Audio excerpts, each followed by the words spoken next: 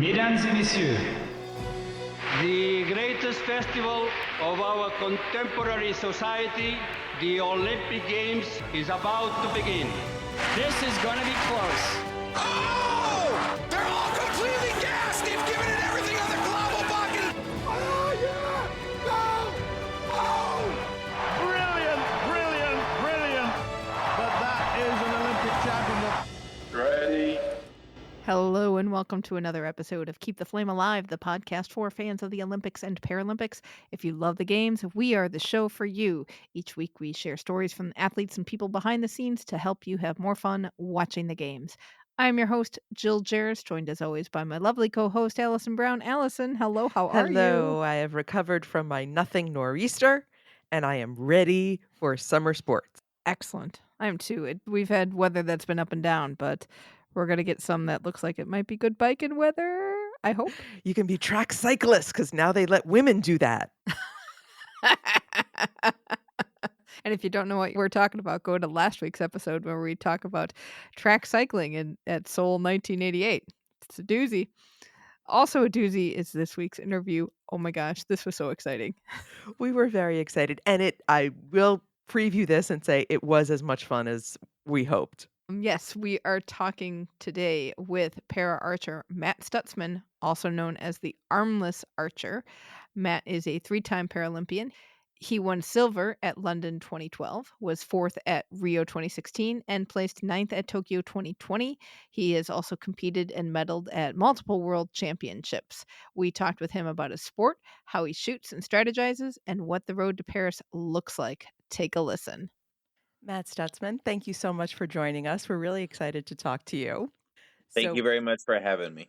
So in the Paralympics, you compete in open compound para archery. And I really want to break down what all those words mean. So let's start with compound, and that's equipment. So let's start there. Yes, the equipment that I use, my bow has like what we call cams and pulleys. And what this does is it makes the bow more efficient. So let's say at the beginning of the cycle, the bow is 60 pounds. By the time you get to full draw, it could be like 12 pounds if you wanted it. So it makes it actually a lot easier shooting. Whereas like a recurve bow, let's say you start off at 30 pounds, the more you draw the bow back, the more it gets. So you could end up at like 35 or 40 pounds trying to hold that string back, and it makes it a little bit more tough, I guess, to shoot it. So I choose that division. As far as the open part, that is the highest level of competition that I can compete in at the Paralympic Games, which means it's the class that has, we'll say like 99 or 98% of the people who shoot that division have a disability, but it's usually something that is from the waist down. So it normally doesn't affect, usually everybody has above their waist, so their arms are fine, and it doesn't affect, them shooting. Like if you were to take a picture of them shooting from the waist up, they would look like what we would call an able-bodied archer. Yeah, I noticed watching, because before we spoke, I watched a bunch of matches, and it felt like open really is open. It is a lot of different disabilities. And so I'm wondering, how does that play into how people shoot? So if obviously you are using your feet, but people may have one arm, both arms, using a wheelchair. So how does that actually work mechanically? Well, let me just state this first. One of the reasons why I chose that division is because I have this burning desire just to be the best archer in the world. And if you're going to be the best archer in the world, you have to shoot against the best archers no matter what their disability is. I'm jumping into the big boys and I'm shooting against the best of the best, and I don't think about them as somebody that has a physical disability. Like, they are very capable archers that are the best at what they do, and that's where I wanted to be. As far as equipment and stuff, all our equipment in this division is the same. What I mean by that is we may have different manufacturers, but there's certain rules and guidelines to our equipment, which means the bows have to be at like a normal compound bow, no electronics of any sort. We can run magnification on our sight. We can run long stabilizers. Our release aid also has to be a mechanical release aid, and that is the device that attaches to the string that allows the bow to shoot. So if you were to compare my equipment compared to everybody else's equipment that I'm shooting against, it's basically almost exactly the same type of stuff. And I would imagine, are there restrictions on that weight when you have that draw weight?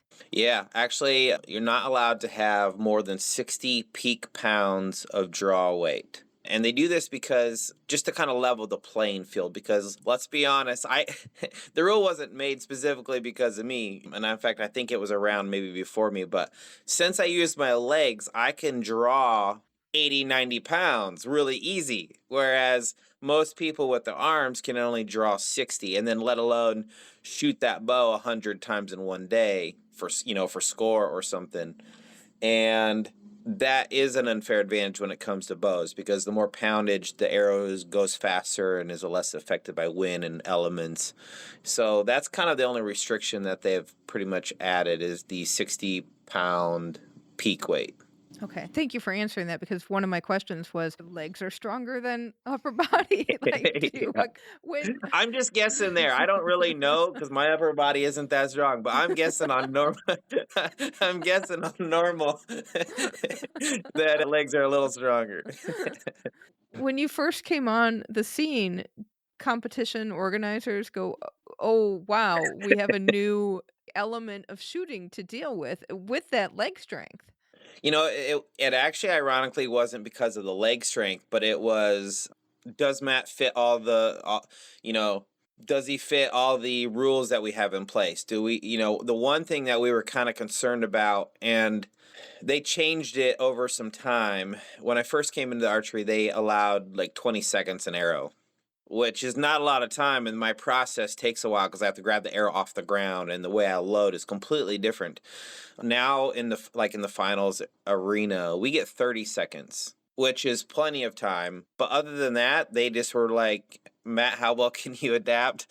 These are the rules, and we'll discuss them if we think there's going to be a problem." But there really wasn't that big of a problem adapting, really. Okay, so you mentioned you got 30 seconds. Let's talk about how the match goes. If you've never seen a para archery match, how does it work in terms of, I'm watching people shoot arrows, but what's actually going on? Yeah, so let's use the World Championships in Dubai, the last international tournament I was at. I was shooting against a guy from Russia who also, ironically, had no arms, and he was missing a leg, which is amazing, by the way. Sometimes I joke that he was trying to outdo me. But anyway, he's an incredible guy. Depending on how you're seated, you choose to shoot first or second. You each get, you have 3 arrows essentially, and you take turns alternating shooting. So I get my first arrow, and I would have 30 seconds to shoot that arrow. And I'm shooting at a target that's 50 meters away. So it's about 55, maybe 55-ish yards. The bullseye is a 10, and that's actually the size of a CD-ish. So that's pretty far away for something really small. And then it goes, the scoring rings are 10, 9, 8, 7, so forth. So in my 30 seconds, I have to make a shot half football field away. When I make my shot and the arrow hits the target, then my opponent's time starts. You can load the arrow, you just can't draw the bow back or have your release attached. And then you just go back and forth till you shoot equivalent of, over the course of that event or that little matchup, 15 arrows. Whoever has the highest score wins. Whoever has the lowest score, we'll see you at the next one. And that's in like 5 groups of 3, correct? They call it an end. Yep. You shoot 3 arrows, and then there's usually, like a minute and a half, or you have someone down at the target that scores the arrows and brings you back your arrows, and then you do that 5 times. Correct. Okay. It's head-to-head matchup, but how do you build strategy? Is it, you're head-to-head against somebody, but you're also you versus the target. So how do you build a strategy for a match? Or is it just like, I got to hit 10 all the time? I'm always striving because for the middle. So my strategy there. Let me back up a little bit. There is a little bit of strategy, but for me, it's mainly hitting the 10, and I'm going to tell you why. Usually I try to be the highest seed going into a match. I try my best to always put a lot of stock into qualification, because if you're the number 1 seed, you get to decide things, like which side of the, like what, there's which target, or if you shoot first or second, and I'll tell you why that's important. You want to normally shoot first, because if you open up the whole elimination round with a 10, that kind of sets the bar, and you don't really have the pressure. The guy who's chasing you has the pressure, because he now knows Matt just shot a 10, and if I shoot a 9, I'm going to be a point down right now, right? And right off the bat, you can kind of get in their head a little bit. I have had this happen to me before.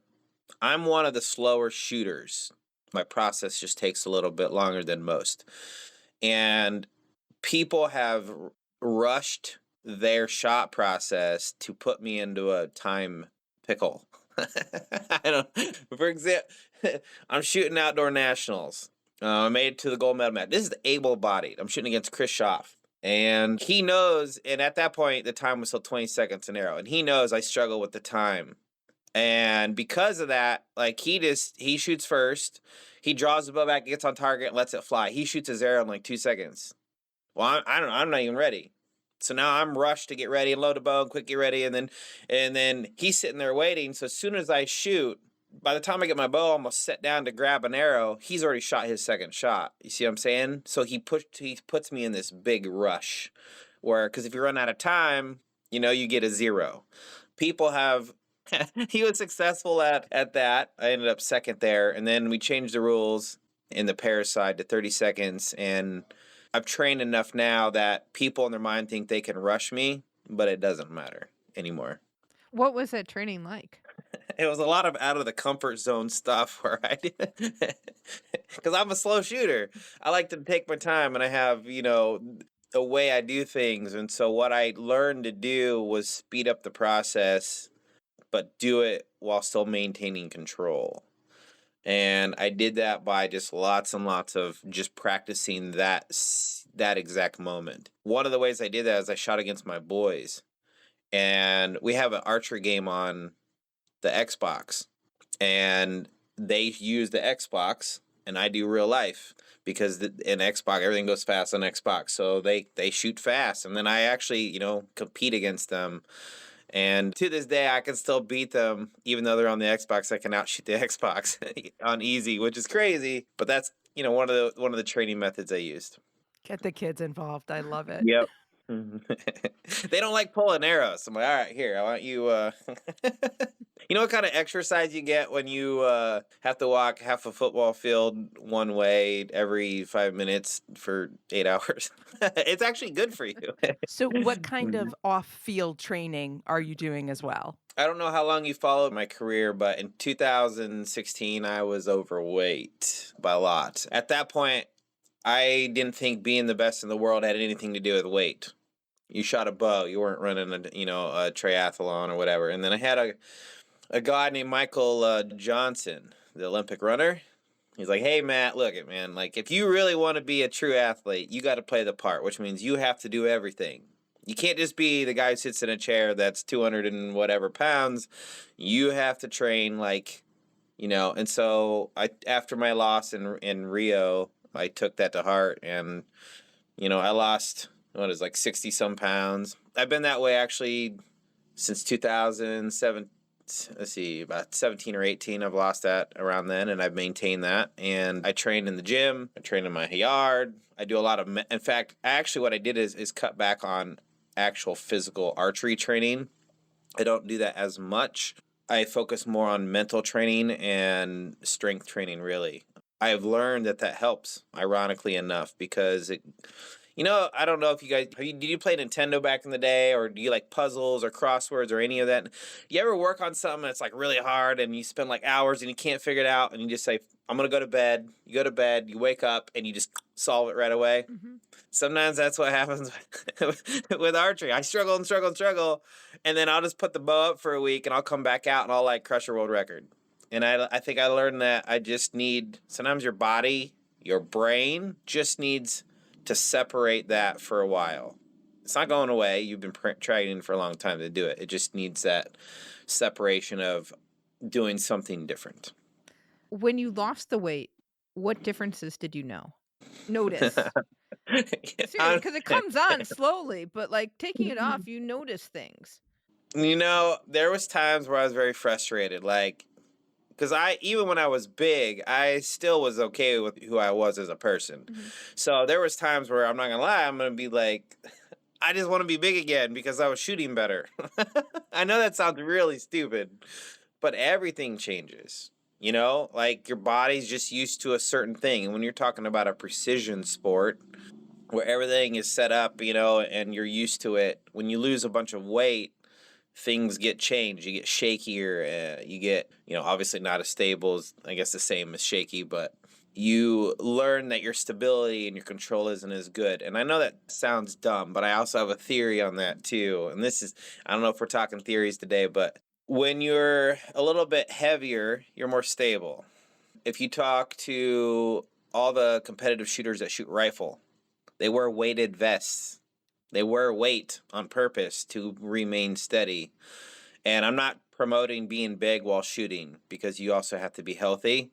But I think there is something to it a little bit because when you're heavier, you're less affected by wind blowing you around. It takes more wind to move you.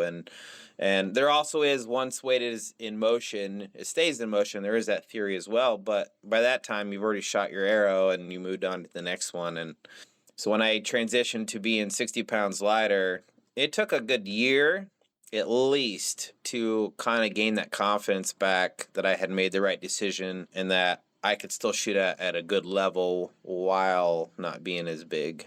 Besides health benefits, is there an athletic benefit to being lighter in your sport?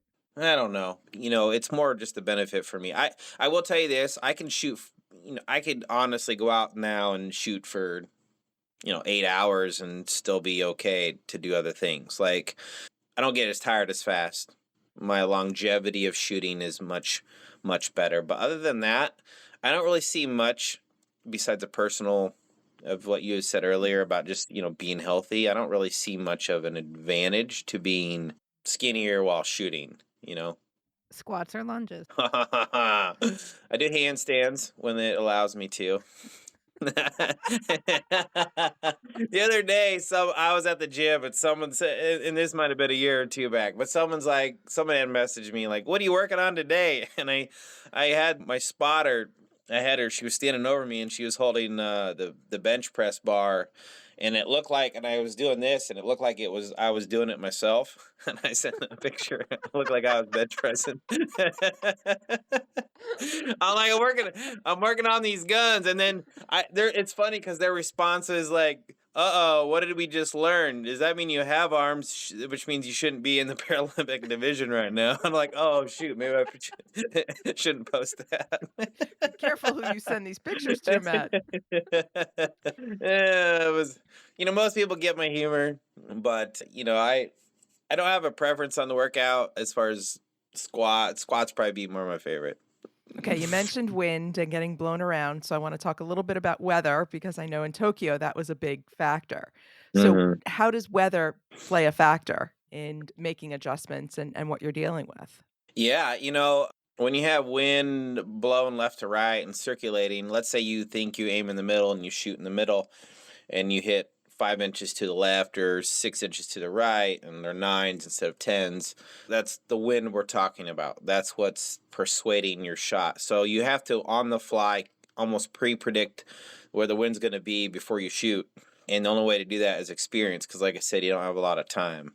So you pretty much have to just be in it all the time. I remember several years ago, I was getting ready for Arizona Cup, and I remember going down, and there was probably 5 or 6 professional archers at this building that I was at. I was in Utah, and every one of them, the whole week leading up to the tournament, they were all shooting inside, and I was the only one outside, and it was windy. I was getting blown all over the place and all that kind of stuff, and everybody kind of gave me crap, if that's allowed to say. Everybody kind of gave me that because, why are you outside when you don't need to be? Well, when the tournament came, it was windy. I'd been out all week, and they were professionals, and they were indoors. But it took them half a tournament to get used to the wind again. But that was what I needed. That was what I needed to pull out the wind, though. That first half is where they couldn't catch me after that. So there was some benefit of, if I were to give advice, unless it's 30 miles an hour and blowing you completely off of your stool, it's okay to shoot in the wind. We have to shoot in wind anyway, so you might as well learn the wind. What about heat, cold, and humidity? Humidity is... Tokyo was bad for humidity, and the heat was just, like, I never shot in anything quite like that before. You could shower, walk outside, just stand there, and just instantly be covered in sweat again. It was just that hot. We actually had bows falling apart because it was so hot. Some of the glue that they were using, there was competitors' bows that were falling apart, and I mean, it was crazy. But what got me in Tokyo was my confidence, because I did have some mechanical issues with my bows, and then I never just gained confidence back in them. I know that sounds crazy, but I just didn't have as much faith in them as before I got there. And it wasn't because the bow manufacturer was bad. My bow showed up broken. So I put them on a plane in Iowa. They're good to go. I showed up in Japan and opened my bow case, and they're in pieces. And so I actually had to find parts that they didn't have and put parts from other things together and kind of Frankenstein a bow together just to shoot the games. And it was shooting good, but my confidence just wasn't there. And for as much as you tell yourself that you've prepared for that moment mentally, it's really hard to overcome that. Okay, so what is involved in transporting a bow? Yeah, a lot of people say you put a bow on a plane. Yep. They go in these big cases and they go underneath the plane. When you check in, you tell them you have a bow, and you see it when you arrive at the end of the destination. It's pretty simple, actually. In 13 years of flying with a bow, I've got lucky enough. I think I had one lost one time, but it showed up a week later. Other than that, never had any issues besides broken bows. I have had several broken bows, but majority of the time it's safe. Does that count as oversized luggage, or are you lucky enough that it's just an average size that they'll take without a fee? That's what I'm going for. No, let me tell you that there are some advantages of having no arms. And I'm going to tell you what one of them are. You can, if you walk into an airport and you're carrying your bow and you have no arms, right? They kind of feel sorry for you. So 90% of the time they wave the... They're like, I don't know if they're just afraid to charge me, but they don't ever ask. They're like, okay, well, sir, Mr. Stutzman, thanks for flying with, whoever. Here's your stickers. We'll see you. Enjoy your flight. I'm like, thank you. But I have heard from other people, depending on the airlines and how they're feeling that day, they can charge oversized. One place was trying to charge $150, but if you kept your receipt from the flight there, it's usually, let's be honest, it's usually about 50, maybe on the high side, maybe $75 to fly your bow one way, usually. But here's what's cool about it. You have a weight limit. So if you're underweight, you can also put your clothes in there, right? So you don't need to, take multiple check-ins or carry-ons or whatever you call it. And the clothes can cushion, protect the Yep. bow. Yep. And then you get to where you're going, you open it up, you're like, why is my underwear on that side? Because I know I put it on this side. Why is my socks moved? And then you realize that in the bow case they had looked through your stuff. But I mean, they do that on everything anyway. How expensive is your bow? Well, if you were to fully buy my setup, you're probably talking close to $3,000 or even probably $3,500 for one setup. Arrows are expensive too. People don't understand, but you're talking $80 for one arrow. So if you roll into a tournament with 24 arrows on the low end, then it can be expensive. Do you have to provide your own arrows? I'm lucky enough, once again, that I'm sponsored. But you have to bring your own to a tournament. So you show up with the bow and with the arrows. And I'm guessing you have to go through an inspection for everything as well. Yep, everything's got to fit the rules. In fact, the company send me the products, and I actually build them myself to make them fit to my bow. So I get all of these components, and then I saw and cut and glue and everything, and I put them together myself. And then I have to write my initials on them. The reason why you write your initials, if you have a miss or it goes through the target somehow, they can verify that it was your shot and your arrow. And then, yeah. But now, not to scare anybody away, the stuff that I use is like the most high end possible that you can use in the sport of archery. So, and arrows last a really long time. And they might have their life cycle and phase. Like every year, I start with a new several dozen every single year. But I have arrows from 2016 that I still use in practice that still hit the middle. They might have a slight wobble, but they're still good enough for practice, so they do last a very long time if you take care of them. What happens to an arrow that causes it to not be as prime? They get bent. They get a little bit of a wobble in them. And it's funny because visually looking at them, you wouldn't know this. But every time I pull arrows, whoever's helping me pull arrows, on the way back, they inspect the arrows one by one. They can do it pretty quickly, and then they spin them in their hand. If you spin them in your hand, you can actually feel like a little bit of a vibration, and that's how we know that that's a bad arrow. We'll take the knock off and we put it back in my chair. It still might hit the target, but it might be a 9 versus a 10, right? And we're talking about the 1 point is a big difference in this game. What's your pathway to qualify for Paris? Well, this year we have World Championships again. So we have a tournament in the United States called Trials. And based on that Trials process, the top 4 of us in the United States will go to World Championships. And then depending on how we finish, we got to at least finish in the top 16. And by doing that, we will earn what we call slots, Team USA. We can earn up to 3 slots. Then next year, after we've earned those slots this year, next year we will once again have another tournament in the United States. And it's a long, drawn-out process over the course of several weeks or even several different tournaments. And at the end, the top 3 in the United States that finish that qualification trials process actually get to go represent America in Paris. So it's a long road.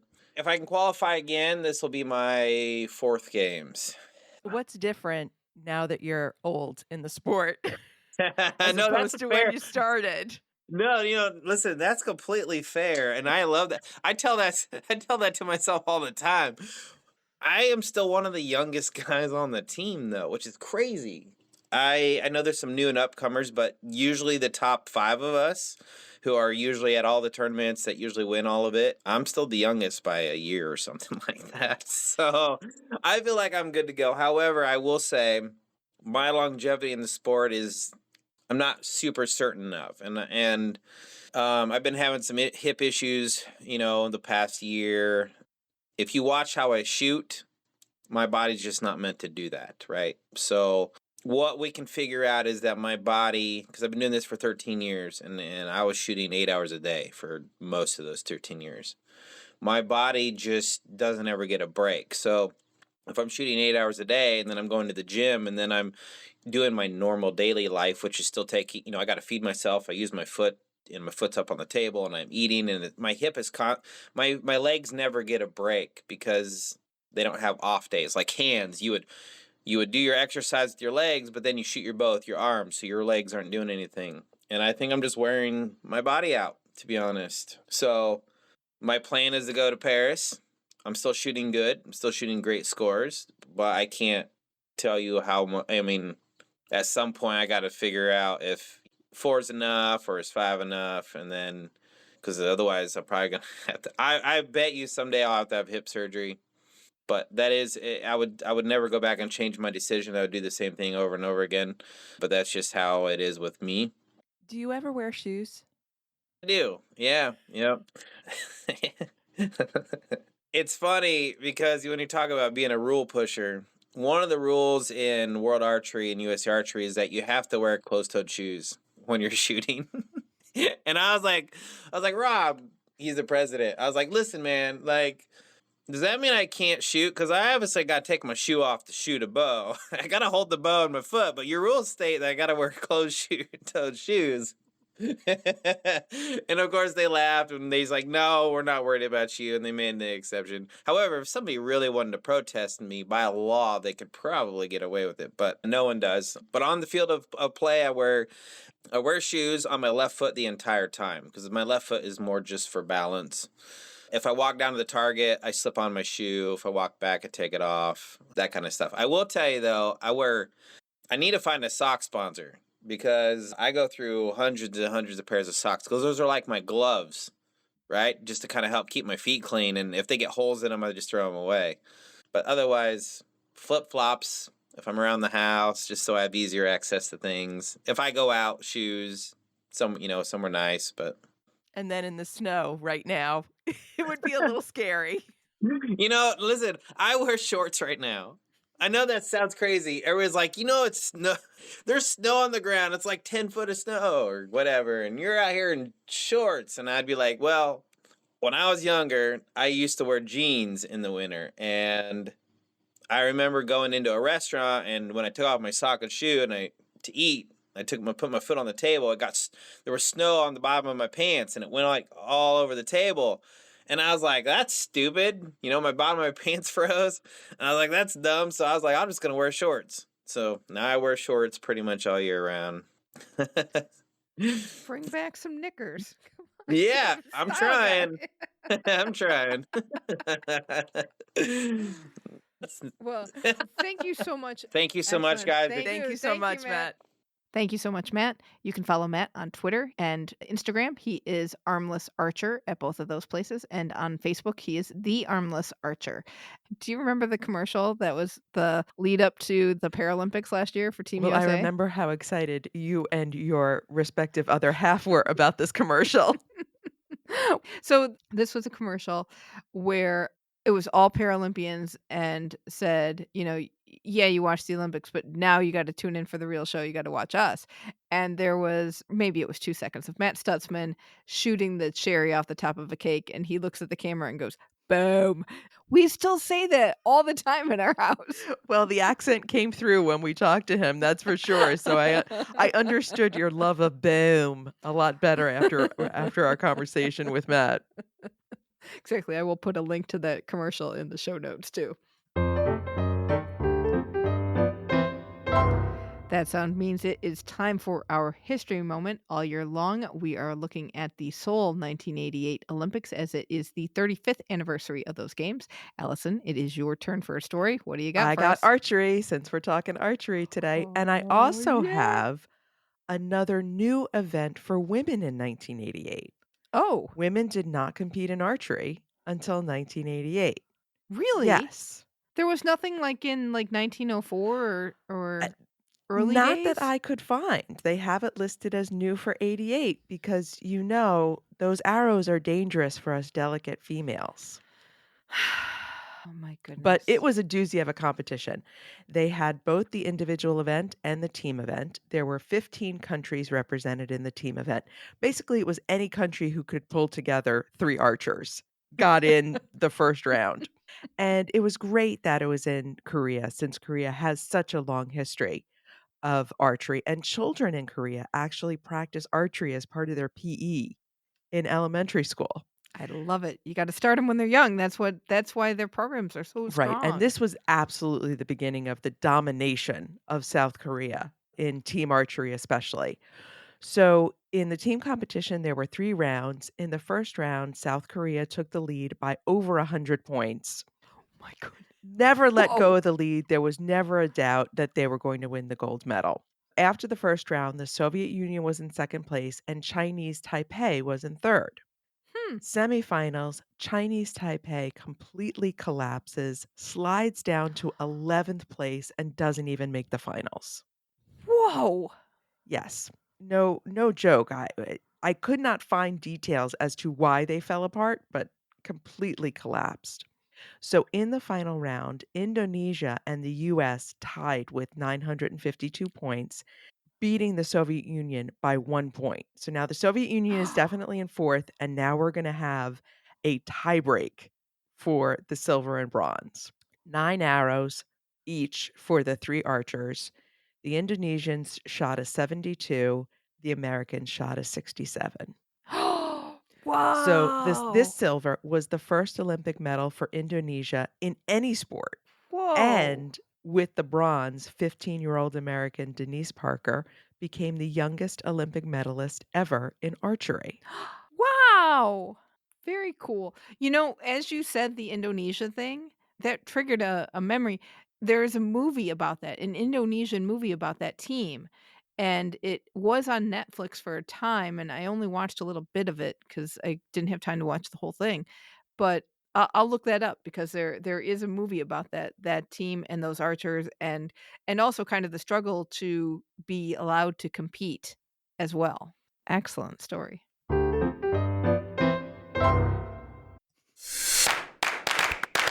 Welcome to TKFLASTAN. Now it's the time of the show where we check in with our team Keep the Flame Alive. These are past guests of the show who, along with our listeners, make up our TKFLASTAN citizens, and TKFLASTAN is our very own country. Nordic combined skier Annika Malacinski finished her World Cup season with a 20th place finish in Oslo.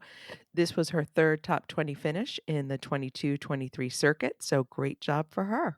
Evan Dunfee, our race walker, was named Sport BC's, that's British Columbia, Male Athlete of the Year. Steve Emt received the Fair Play Award at the World Wheelchair Curling Championships, and this is voted on by fellow athletes. And just a reminder that the Magnificent Seven, the musical about the 1996 women's gymnastics competition, starts on March 31st at the Flint Repertory Theatre. We talked with Julia and Gordon, the creators of that show. So if you see it, let us know. Book Club Claire and I are going, so I'm excited about that.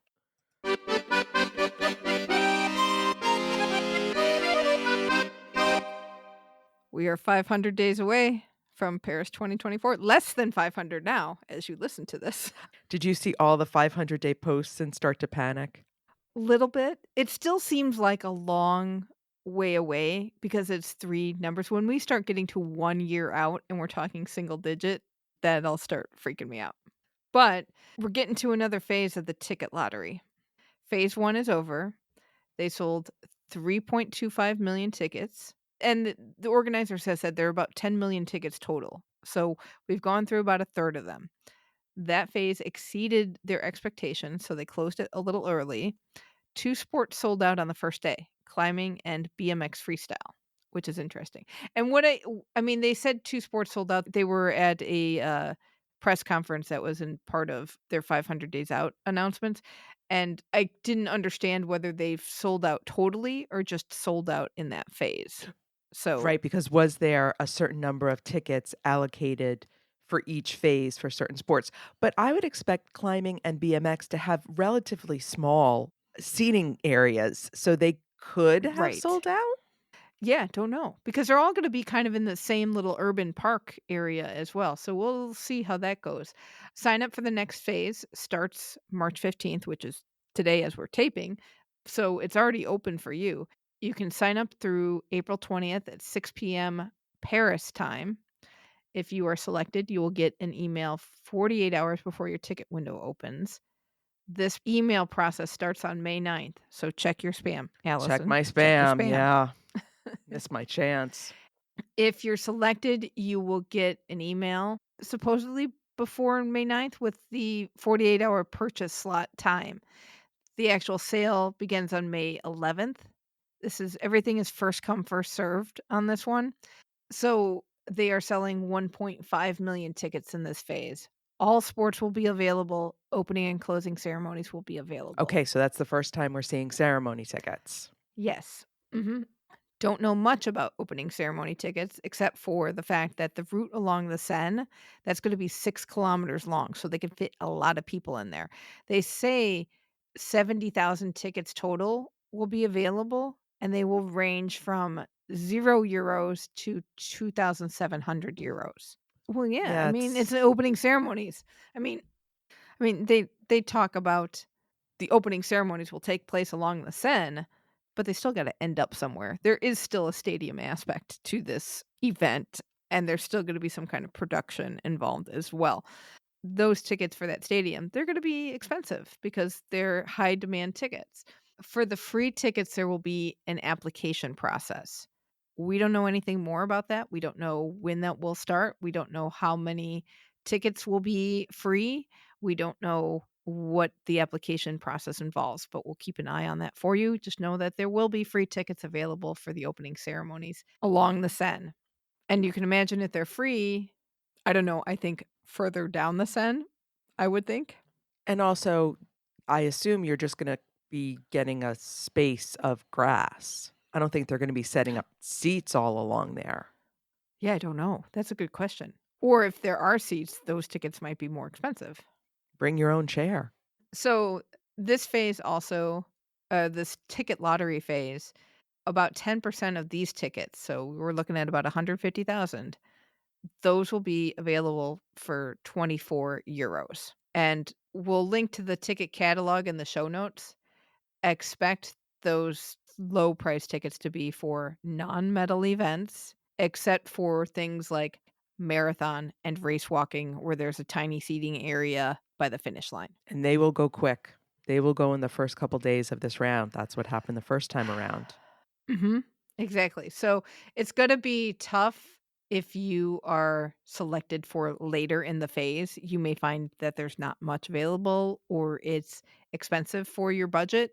We'll see. You can buy a maximum of 6 single tickets per session. And if it's a high demand session, your max is 4. It'll be interesting to see what people think about this phase because there were a lot of people that were really disappointed about the first phase and how expensive tickets were. But I also think that's the reality of putting on the games. They've got to recoup their cost somehow, and there's a lot of demand. And they do have people from all over the world are coming. Also starting to see announcements about team hospitality houses. This is what I'm excited about. Yeah. Yeah, if you don't get tickets, like seriously, you could spend your whole Olympics and Paralympics too, probably hopping from house to house. These are venues that show off the culture of a country or they're a place where you can go and watch the games, get a little food. Sometimes the houses are ticketed and restricted. Sometimes they're restricted just to family and friends of the athletes. That tends to be what happens with Team USA House. That tends to be really, really tough to get into. There were no team hospitality houses in Tokyo, obviously, but there were 50 in Rio. Expect there to be a fairly big comeback, I think, for the hospitality houses here.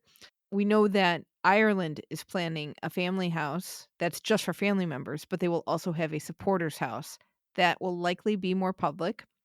That will be at O'Sullivan's by the Mill next to the Moulin Rouge in Pigalle. Wow.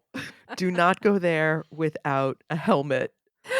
Wait, a Well, helmet? things may be flying around that room. Well, okay, I say helmet Aw. because I'm 5 feet tall. So if somebody drops a drink, it's hitting me in the head. Team Germany has announced that its house will be at Jean Bouin Stadium, which is near Roland Garros, the tennis venue.